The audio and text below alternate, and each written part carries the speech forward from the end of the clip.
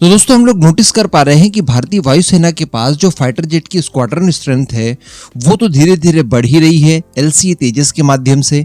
लेकिन इसी के साथ साथ जो पुरानी स्क्वाड्रन है हमारे पास और जो बहुत ज्यादा इंपॉर्टेंट है उनके अंदर भी भारी अपग्रेडेशन के काम करके उन्हें नए वॉरफेयर के लिए तैयार किया जा रहा है। हम लोगों ने मिराज को अपग्रेड करवाया, हम लोगों ने मिग 29 को अपग्रेड करवाया, इससे पहले हम लोग मिग 21 को भी अपग्रेड करवा चुके थे।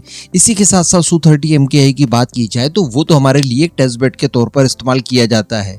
जितने भी अपग्रेडेशन भारत के द्वारा तैयार किए गए हैं उन सभी को उसके अंदर अप्लाई किया गया है। लेकिन एक नाम बहुत ही मजबूती से लिया जाना चाहिए था और वो है भारतीय वायुसेना का न्यूक्लियर बम वर्षक जैगवार फाइटर जेट, जिसको लेकर अभी तक कुछ विशेष खबरें निकलकर नहीं आती थी। हम सभी जानते हैं कि न्यूक्लियर वर्षा करने के लिए जो आसमान से एक्चुअली की जाती है उसके लिए भारतीय वायुसेना जैगवार फाइटर को इस्तेमाल करती है। हालांकि राफेल के आ जाने के बाद जैगवार ऐसा करने वाला अकेला फाइटर जेट नहीं बचता, यानी राफेल से भी आप आसानी से न्यूक्लियर वेपन्स को दाग सकते हैं। लेकिन न्यूक्लियर ट्रायड जिसमें जल, थल और नभ तीनों ही जगहों से आप न्यूक्लियर बम वर्षा कर सकते हैं, तो इसके लिए जो आसमान से आपको अटैक करने होते हैं वहां पर आप स्पेशली जैगवार फाइटर को ही इस्तेमाल करते हैं। और संभवतः इसका परमानेंट रिप्लेसमेंट तभी हो पाएगा जब हमारे पास टेड BF फाइटर जेट बनकर तैयार होगा, जो कि नौसेना के लिए बनाया जा रहा है, क्योंकि वो इस काम को यानी न्यूक्लियर अटैक करने के मामले में काफी ज्यादा सूटेबल रहेगा। हालांकि कुछ समय पहले हमारी स्ट्रेटेजिक फोर्स कमांड द्वारा 2 स्क्वाड्रन में हमारे Su-30 MKI की भी डिमांड की गई थी, लेकिन चूंकि हमारी स्ट्रेंथ कम थी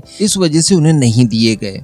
तो अब ऐसी परिस्थिति में जरूरत महसूस हो रही है कि जैगवार को ही काफी बड़े स्केल पर अपग्रेड किया जाए। तो बताया जा रहा है कि भारतीय वायुसेना अपने जैगवार फाइटर्स का इस्तेमाल वर्ष 2037 तक करना चाहती है। इस वजह से इसको लेकर अब अपग्रेडेशन के काम शुरू किए जा रहे हैं। इसके लिए बताया जा रहा है कि इस विमान के अंदर अपग्रेडेड अटैक और नेविगेशन एवियोनिक्स इंटीग्रेट किए जाएंगे, यानी इसकी अटैकिंग पावर और सिचुएशनल अवेयरनेस इन दोनों को ही बढ़ाया जाएगा, जिसके लिए इसमें AESA रडार सिस्टम को इंटीग्रेट किया जाएगा। नया मिशन कंप्यूटर इसके अंदर इंटीग्रेट किए जाने की बात चल रही है। इसके अलावा इसके अंदर नई तरह की मिसाइलों के भी इंटीग्रेशन किए जाएंगे। इसके लिए मैं आपको बता दूं कि जैगवार फाइटर जेट में NGCCM यानी next generation close combat missile integrate करने जा रही है और ये रिप्लेस करेगी R550 मिसाइल को। इन्हीं मिसाइलों को F-35 से लेकर रफाल से लेकर भारतीय तेजस के अंदर भी इस्तेमाल किया जाएगा। इसके अलावा जो भारतीय वायुसेना की तरफ से इसके अपग्रेडेशन के लिए टेंडर जारी किया गया है, इसके अंदर सिचुएशनल अवेयरनेस को बढ़ाने के लिए हेलमेट माउंटेड डिस्प्ले को भी शामिल किया गया है। इसके अलावा इसके RCS को कम करने के लिए भी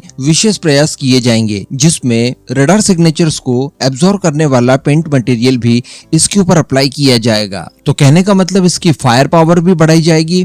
mission computer, AESA radar system, अन्य एवियोनिक्स और सेंसर्स वगैरह इन सभी को भी पूरी तरह से रिप्लेस करके इसे एक नए अवतार में प्रेजेंट किया जाएगा, ताकि वर्ष 2037 तक ये भारतीय वायुसेना की सभी रिक्वायरमेंट्स को फुलफिल कर सके। अब इस पूरे मुद्दे पर दोस्तों आपका क्या मानना है नीचे कमेंट करके जरूर बताइएगा।